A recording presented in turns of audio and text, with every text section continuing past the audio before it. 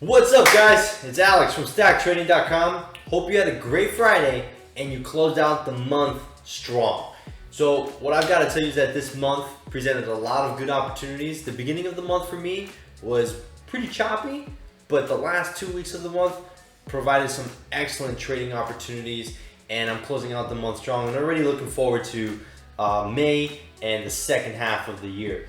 The trade of the day today is going to go to BTX. But before I jump into how we traded it and what I'm expecting for the following upcoming days and upcoming trades to occur with BTX, give us a like, subscribe to our channel, and that would really help us out with the YouTube algorithm. So let's jump right at how we traded BTX, and towards the end of the video I'm going to talk about what we expect from this stock moving forward. So BTX has been pretty interesting.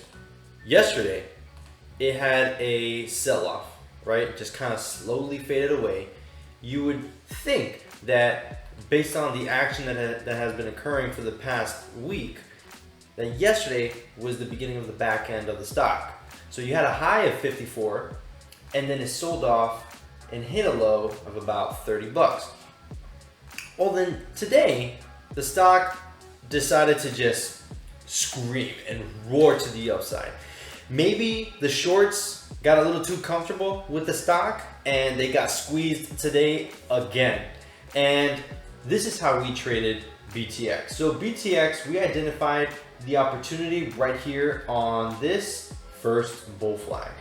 So one of the key things that we look for at Stack Trading are very simple setups. We look for bull flags and bear flag breakouts, breakdowns, because these are very not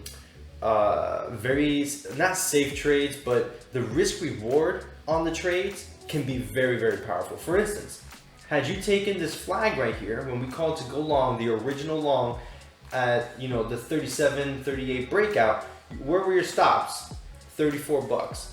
So you risked $4 per share on the trade, and look at your reward.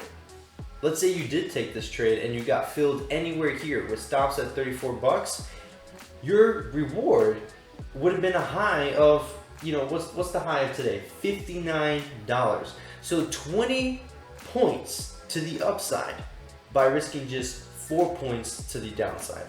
I mean, the risk reward it speaks for itself, right? So that's the way we played it the first time around. We called to go long here on this bull flag, broke out, and the stock ripped. Let's say you missed the first bull flag and you're like, damn, Alex, Taj, is there still a chance? What we tell you in the live trading room is you've got to wait for the next setup. When was the next setup? Right here on this second bull flag. You can see that breakout at the 1054 candlestick. Strong breakout, boom, there's your second entry right here on this flag with stops at 38. The prior breakout, which was overhead resistance, now becomes support. So you want to put your stops at 38, and there you have it, boom, second breakout. Let's say you missed that breakout. We would have told you, take the entry point here on this flag, but in this case, throw your stops at the bottom of the flag, 46, maybe even 45. And you've got that third breakout, and then the stock is just a stock that just keeps on giving. You've got another breakout entry right here. I actually really like this one because the consolidation was real tight right before it broke out. Boom, right? So we've been playing these breakouts literally all day. And what's a common theme that you see with these breakouts? The stock held the 8 MA and the 20 MA on the 5-minute time frame the entire day. I know right now I've got the 3-minute, but we trade off of the 5-minute. I trade off of the 3-minute as well. But look at the 5-minute time frame. The stock always tested the 8 MA on the 5-minute time frame, and what does it do? Beautiful, beautiful breakouts. Here, it finally gave out. At 12:30, we got that flush down, and the 8 MA started to curl to the downside, crossed the 13, crossed the 20, you've got some downside, and right now, it looks like there may be, the seventh life of BTX. So this is just a stock that just keeps on ripping to the upside. The shorts are constantly getting squeezed. Maybe the shorts got a little comfortable here and they're getting squeezed out again. So this just goes to show you that this stock has just been an animal today, and it has really been a money-making trade for us. A lot of our traders made good money off of this. I made great money off of this stock, and let's talk about potentially where it can go next. So if you were to ask me, Alex, where do I think that this stock is going to go? Well, the first thing that I do is I pull up a daily chart, and the first thing I'll tell you is, okay, RSI is at 82, so it's obviously overbought. The upper Bollinger Band is at 42.25. Already, when I start to see those two variables in play and overbought conditions, I start to get a little uneasy, right? So would I swing BTX? Hell no. And the reason why is because this stock is just way overbought. It's getting extended, and I honestly think that BTX could have another pullback day like it did yesterday, or maybe we get one more push to the upside, one more exhaustion to the upside, and then we get that pullback and we start to get the back end of the trade.